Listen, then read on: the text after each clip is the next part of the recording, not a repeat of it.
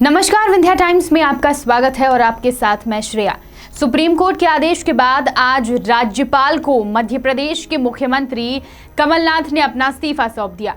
कमलनाथ ने विधिवत press conference कर 15 महीनों में कांग्रेस सरकार द्वारा किए गए कार्यों की बात रखी और साथ ही बीजेपी पर सरकार गिराने की साजिश का आरोप लगाते हुए उन्होंने इस्तीफा सौंप दिया।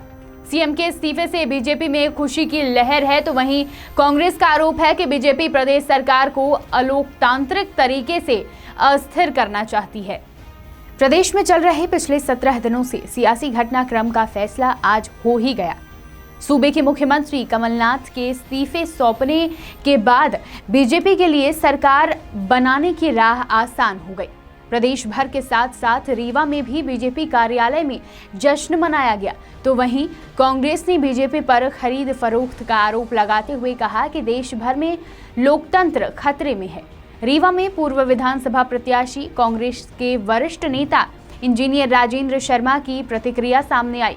कांग्रेस के वरिष्ठ नेता इंजीनियर राजेंद्र शर्मा ने कहा कि प्रदेश में जिस तरह से घटनाक्रम चल रहे थे, जिस तरह से कांग्रेस के 22 विधायक इस्तीफे पर अड़े हुए थे, उन्हें बंधक बनाकर रखा गया था, जिस तरह से भारतीय जनता पार्टी ने भी अपने विधायकों को रिजॉर्ट में कैद करके रखा था, इस पूरी घटना से देश में लोकतंत्र का मजाक उड़ गया है।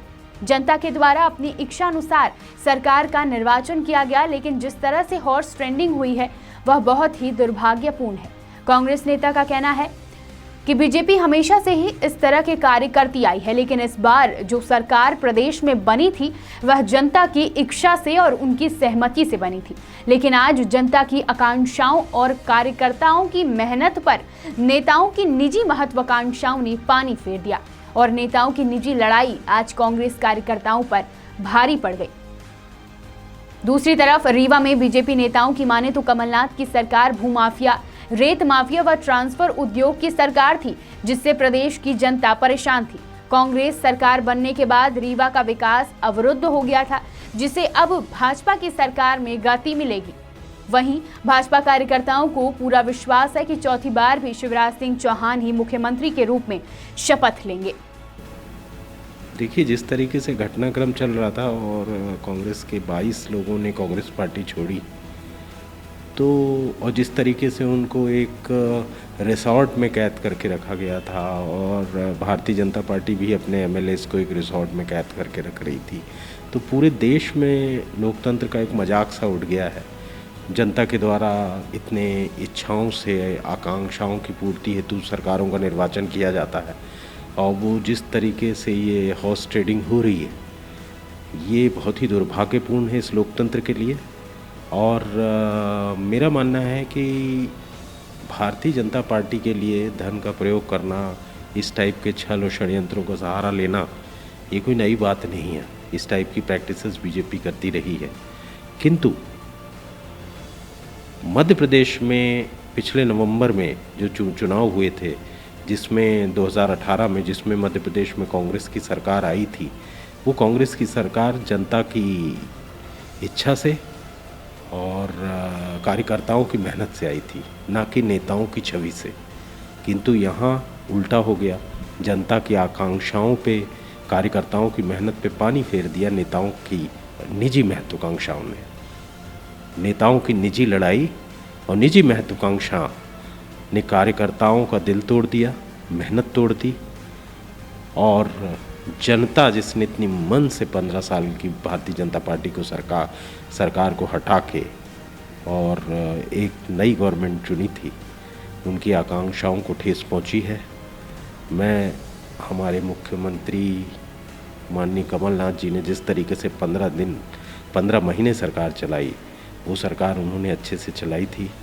सरकार ने जनहितैषी निर्णय लिए थे और मेरा ऐसा मानना है कि उनको अब हर विधानसभा क्षेत्र में जानना चाहिए और षड्यंत्रकारियों का पर्दाफाश करना चाहिए कि कौन वो षड्यंत्रकारी। मध्य प्रदेश की जनता के साथ यह न्याय हुआ है। विगत 15 माह में जिस तरह से मध्य प्रदेश लूट, भ्रष्टाचार और राजनीतिक आतंक का गढ़ बन चुका था, उससे जनता को निजात मिली है। कमलनाथ की सरकार ने एक भी वादे पूरे नहीं किए, सिर्फ जनता को ठगा, लूटा और माफिया राज्य कायम किया था। आज बहुत खुशी की दिन है। भाजपा कार्यकर्ताओं के साथ साथ पूरी जनता, रीवा जिले की तो जनता बहुत खुश है, क्योंकि उसने भारतीय जनता पार्टी को ही अपना बहुमत दिया था और 8 विधायक जिताकर भेजे थे। और कांग्रेस ने अधिकारियों को बैठाकर जिस तरह से रीवा जिले के विकास को रोका, कई ऐसे महत्वपूर्ण सड़कें हैं जिन्हें निरस्त करके कमलनाथ जी अपने क्षेत्र में ले गए थे, वो सब सड़कें पुनः रीवा को मिलेंगी और रीवा विकास की, प्रगति की गति के साथ तेज़ी से आगे बढ़ेगा। हम सब बहुत खुश हैं। मध्य प्रदेश में हमारे इस प्रदेश के नेता शिवराज सिंह जी हैं, जिन्होंने इस प्रदेश को विकसित राज्य की श्रेणी में खड़ा किया। विगत 12-13 वर्षों में उन्होंने बहुत मेहनत की और मध्य प्रदेश को एक अग्रणी राज्य बनाया।